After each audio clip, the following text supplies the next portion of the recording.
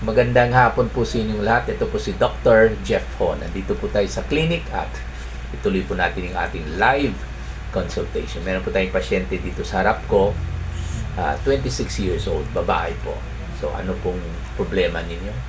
Ano po, Doc, na-sleep po ako sa may parang bukol po. Na-slide ka? Opo, Pag na-slide. ganon? Pag ganon? Pag ganun po. Tapos nauntog ka. Nauntog ko, Doc. Then, Kailan po nangyari yan? kanina po, mga 8:30 na 8:30. umaga.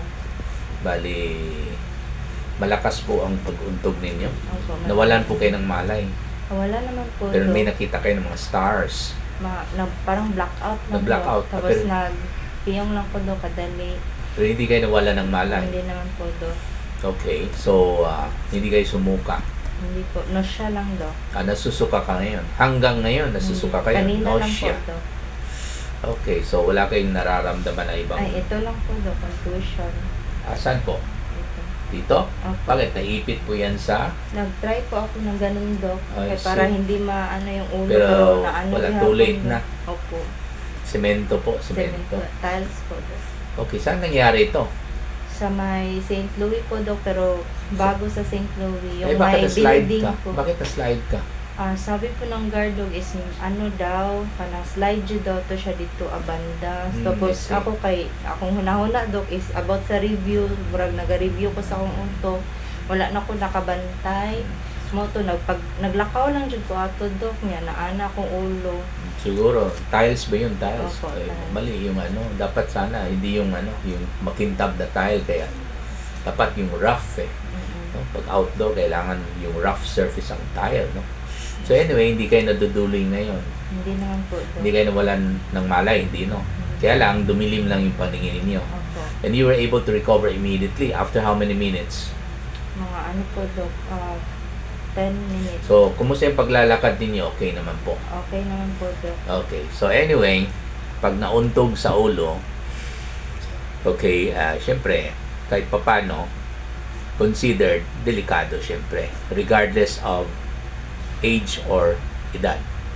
Okay, pero kadalasan, pag yung na-slide lang po at nauntog sa likod, kadalasan, wala ako nakitang pasyente na nauntog habang naglalakad at na-slide. Wala pa ako nakita.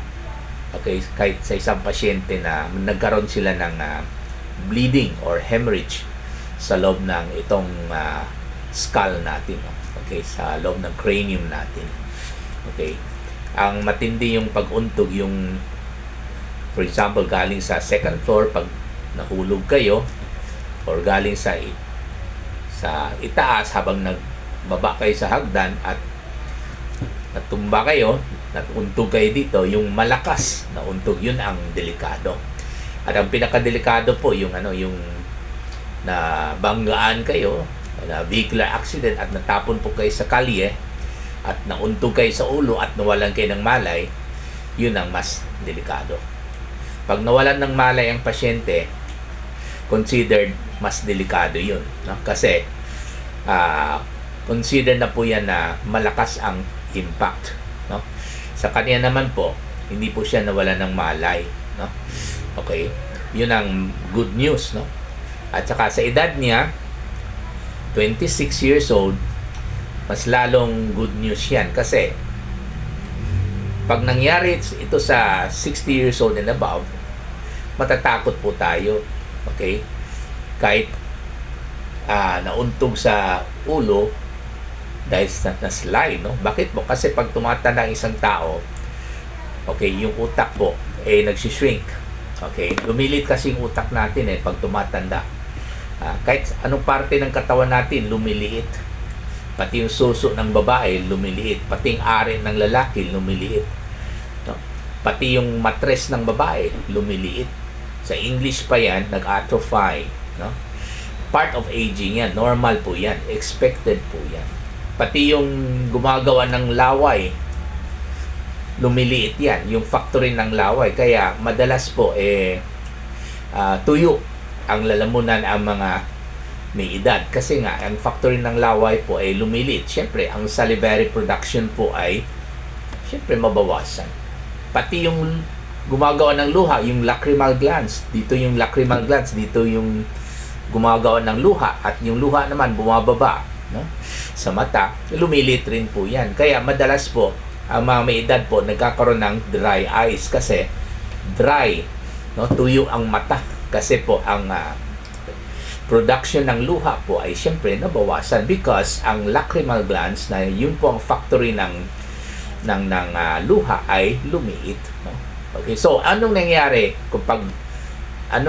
pag lumit yung utak at nauntog ang isang elderly or isang may edad, no? Ang mangyari po kasi pag lumit yung utak, eh syempre may distansya na po yung buto, ito, at saka yung utak. Okay, normally kasi pag hindi pa nag-shrink or lumit yung utak, nakadikit po yung utak sa buto dito. Normal po yan. Pero pag may edad na, dahil po nag-shrink yung utak, eh syempre nagkakaroon ng distansya na kasi lumit ang utak eh. Okay? So dahil po meron ng distansya at pag nauntog ang isang may edad, syempre yung utak gagalaw sa loob. Di ba? Kasi may space na kasi, may distansya na. At ang problema dyan is meron kasi naka-connect, okay, ng buto sa utak. Meron nagka-connect yan. Ang tawag natin is emissary veins, no? Yung nagdadala ng dugo. So pag maggalaw yung utak, dahil po lumiit na po yung utak, maputol po yung emissary veins at magkakaroon ng blood clot, no, sa pagitan ng buto at saka sa brain. Yun ang tawag natin po ay subdural hematoma. At madalas po ito sa mga may edad dahil nga nag-shrink na po yung utak ng isang elderly or ng isang may edad na po. Eh pagbata pa, katulad itong pasyente natin, 26 years old, eh hindi pa nag-shrink ang brain nito, kaya walang space sa pagitan ng buto at saka ng brain. Kaya pag mauntog, hindi yan gagalaw yung brain kasi nakadikit pa yan eh sa buto. Okay? So, siyempre, gusto natin malaman kung nawalan ba siya ng malay. Hindi naman po. Good news. Nasusuka, well, that is expected po yan. Pag nasusuka ang isang tao dahil nauntog, hindi naman ibig sabihin na meron blood clot sa loob ng utak. Okay? Kasi pag nasusuka ang isang tao, pwede rin po na galaw konti yung kaniyang vestibular apparatus. Yun po ang nagme-maintain ng balance. Siyempre, pag nauntog ang ulo, siyempre, magalaw yung vestibular apparatus, no? Yung lalo yung semicircular canal sa inner ear, gagalaw yung tubig sa loob, kaya may konting hilo pa, no? At nasusuka sila. That is expected, no? Pero pag to the point na suka ng suka, preceded by sakit ng ulo, ibang storya na naman, no? Delikado po yan. So, isang sign po yan or dalawang signs, yung sobrang sakit sa ulo at sabay suka ng suka. These are the two signs na medyo delikado po. Baka po meron pong hemorrhage, okay, intracranial hemorrhage as a result of trauma to the brain, no? Okay? So, lalo pag ginising kayo sa gabi, at sobrang sakit ang ulo ninyo, yun po ang delikado. Kasi po, ang intracranial pressure po natin sa utak ay tumataas yan sa gabi. Okay? And normally, okay lang po yan pag wala tayong hemorrhage sa utak. Pero pag meron na po tayong hemorrhage sa utak, okay? At i-increase ng intracranial pressure natin habang natutulog tayo, eh, mas lalong masakit yung ulo natin. Kaya ginigising sila hating gabi dahil sa sakit sa ulo at sabay suka ng suka because of the increased intracranial pressure. So, yun po ang bantayan ninyo habang natutulog.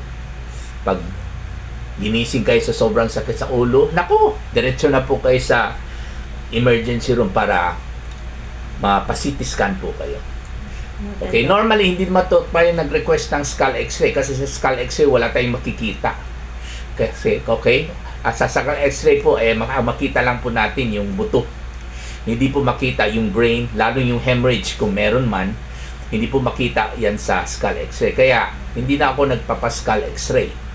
Diretso po tayo ng CT scan pag kailangan. Meaning, pag may edad na, pag nawala ng malay, pag sobrang sakit sa ulo at nagsusuka, lalo ginising sa gabi, no? Pag naduduling, no? Sa Bisaya pa na nagalibat, meaning nag-increase ang intracranial pressure niyan.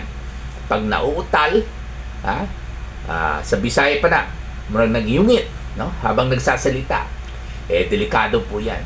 Pag isang kamay, isang paa, walang lakas, ibig sabihin, baka po, meron hemorrhage sa utak. Okay? Pag naglalakad po, hindi na po balanse, natutumba sa isang side, baka po, meron po intracranial hemorrhage na po. At ito po mga signs na kailangan ma-CT scan na po ang pasyente. Lalo pag palaging natutulog ang pasyente, mahirap gisingin, kailangan magpa-CT scan na po. Okay?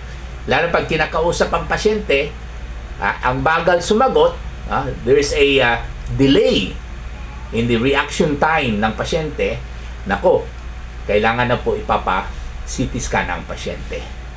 Okay? So, katulad ng sinabi ko, hindi na ako nag-request ng skull x-ray kasi marami po tayong pasyente nga na skull x-ray sa labas, negative nga. Akala nila okay yung brain kasi negative ang skull x-ray. Pero pag sinitiskan natin, nako, may makita tayo ng hemorrhage, no? So ibig sabihin, kahit negative ang skull x-ray, hindi ibig sabihin na walang hemorrhage ang pasyente. Kasi meron tayong mga pasyente na negative sa skull x-ray, pero pag CT scan, may makitang hemorrhage. Meron rin tayong pasyente na may crack sa skull x-ray dahil nauntog nga, pero pag CT scan, negative po sila sa hemorrhage. Okay, so skull x-ray does not really offer much to our decision making. So we might just as well do away with the skull x-ray and go straight to the cranial CT scan, okay, for as long as it is needed. Okay, so kailan talang CT scan, kailan? Sinabi ko na po, yung sobrang sakit sa ulo, yung nasusuka na or sumusuka na, yung nawala na ng malay, lalo pag may edad na, naduduling, nauutal, okay, isang kamay, isang paa, walang lakas, habang naglalakad, natutumba sa isang side, nakatulala pag kinakausap, ito po yung mga signs and symptoms na kailangan na po i-CT scan natin ang pasyente. Maraming salamat po.